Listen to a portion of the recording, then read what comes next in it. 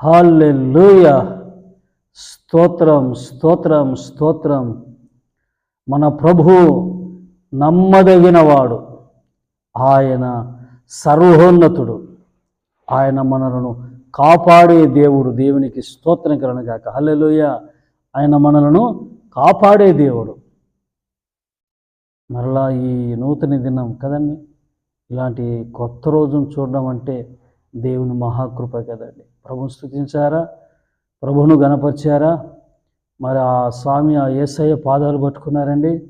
దేవునికి మహిమ కలుగునుగాక. ఉదయాన్నే ఆయన పాదాల మీద పడి కృతజ్ఞతాస్తుతులు ఏంటండి అరుణోదయ ప్రార్థన చేశారండి. చేసుకున్నారా? ఉదయాన్నే అరుణోదయ ప్రార్థన చేసుకోండి.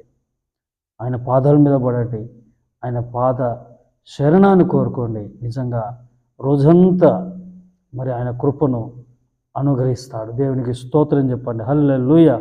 దేవుని మహిమ కలుగునుగాక, ఆయనకి ఘనత కలుగునుగాక. ప్రియులారా, మరి దేవుని వాక్యం చదువుకుందాము. మరి ఈరోజు శుక్రవారం కదండి, శుక్రవారానికంతా దేవుడు మనకిచ్చిన ఈ డైలీ బ్రెడ్లో వాక్యం చదువుకుందాం. సామెతలు ఏంటండి క్షమించాలి. దేవునికి స్తోత్రములు. 28:5 అండి.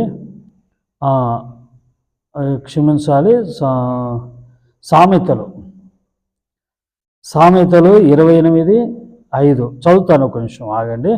ఏదన్నా మరి స్క్రీన్ మీద మీకు ఇబ్బందిగా ఉంటే 28:5 కదా. యెహోవాను ఆశ్రయించువారు సమస్తమును, జస్ట్ ఏదో పొరపాటు జరుగుతూ ఉంటాయి. యెహోవాను ఆశ్రయించువారు సమస్తమును గ్రహించుదురు.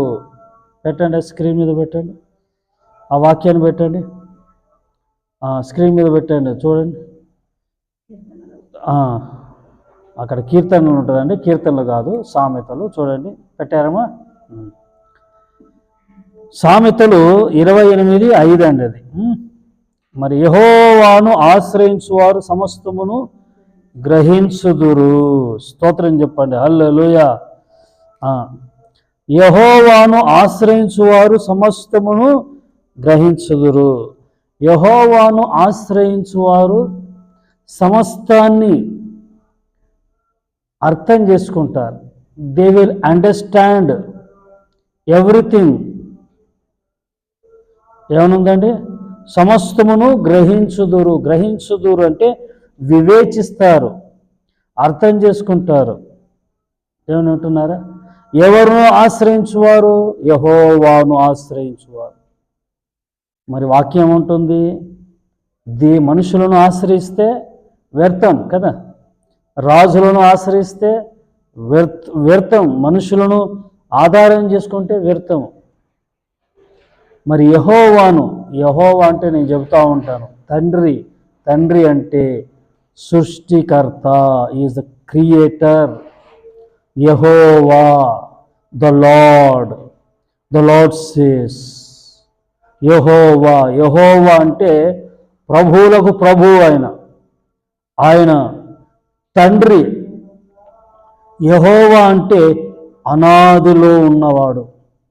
ఆదిలో కాదండి, అనాదిలో ఉన్నవాడు, ఎప్పుడూ ఉండువాడు ఆయన, ఆల్ఫా ఒమేగా ఆయన. ఆయనను ఆశ్రయించువారంట సమస్తాన్ని గ్రహిస్తారంట. స్తోత్రం చెప్పండి. ఎందుకు గ్రహిస్తారు అని అంటే యోహాను సువార్త 20:20 ఉంటుందండి. యోహాను సువార్త 20:20 అక్కడ 20:20 ఏముంది చూడండి. యోహాను 20:20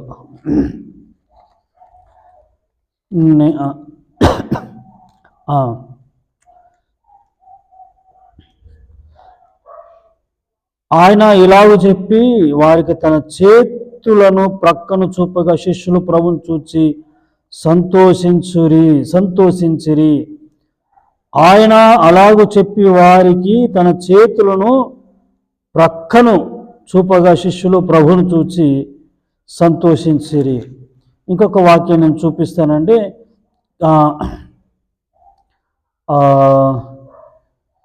కీర్తనలు 25:14. కీర్తనలు 25:14. కీర్తనలు 25:14. యెహోవా మర్మము ఆయనందు భయభక్తులు గల వారికి తెలిసి ఉన్నది, ఆయన తన నిబంధన వారికి తెలియజేయును.